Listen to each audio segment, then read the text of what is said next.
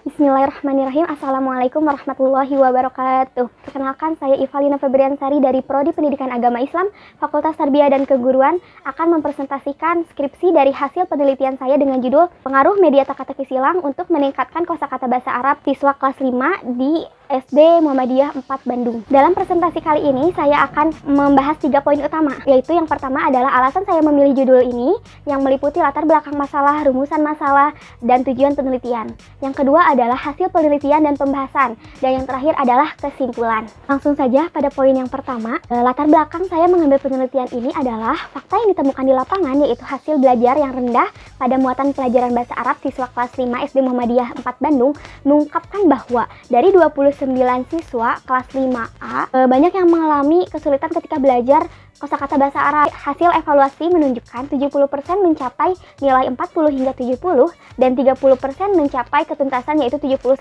hingga 100.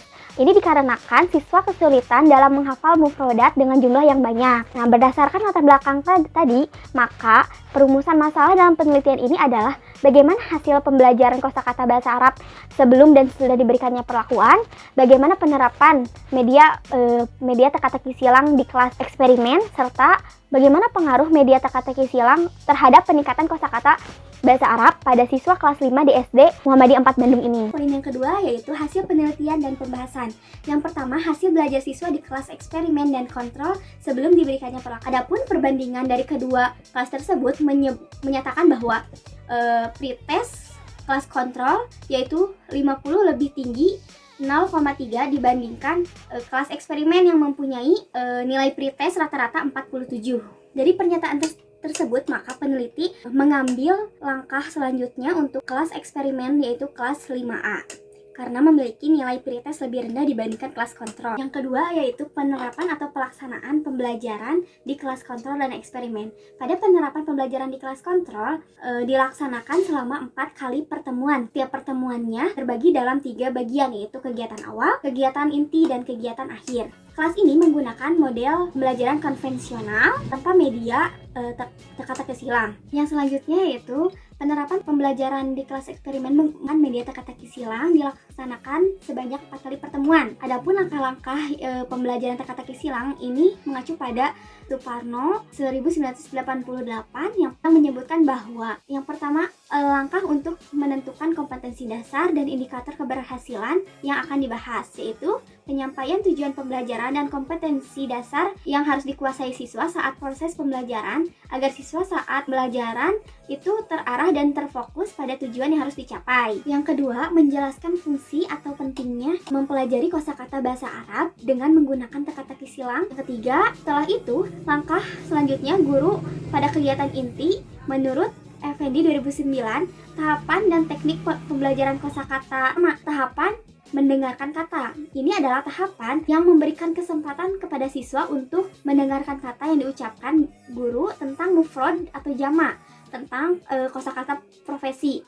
Unsur bunyi dari kata itu sudah didengar dan dikuasai oleh siswa, maka dalam 2 atau 3 kali pengulangan siswa telah mampu mendengarkan secara benar. Tahapan ini sangat penting karena mengakibatkan penulisan yang salah. Proses selanjutnya yaitu mengucapkan kata. Setelah mendengarkan kata, maka siswa diminta untuk mengucapkan kata. Pada kesempatan ini siswa untuk mengucapkan kata baru membantu siswa mengingatkan dalam waktu yang lebih lama. Proses selanjutnya yaitu membaca kata. Setelah siswa mendengar, mengucapkan, dan memahami makna kata-kata baru, guru menulisnya di papan tulis. Setelah itu siswa diberi kesempatan untuk membacanya dengan suara yang keras. Di sini, untuk kesekian kalinya, peneliti perlu mengecek keakuratan bacaan siswa. Lalu, menulis kata. Peneliti meminta siswa untuk menulis kata-kata yang baru yang telah dipelajarinya pada saat makna kata-kata itu masih segar dalam ingatan siswa. Sehingga siswa menulis di bukunya masing-masing dengan mencontoh apa yang ditulis peneliti di papan tulis. Lalu, setelah proses kegiatan inti yang tadi,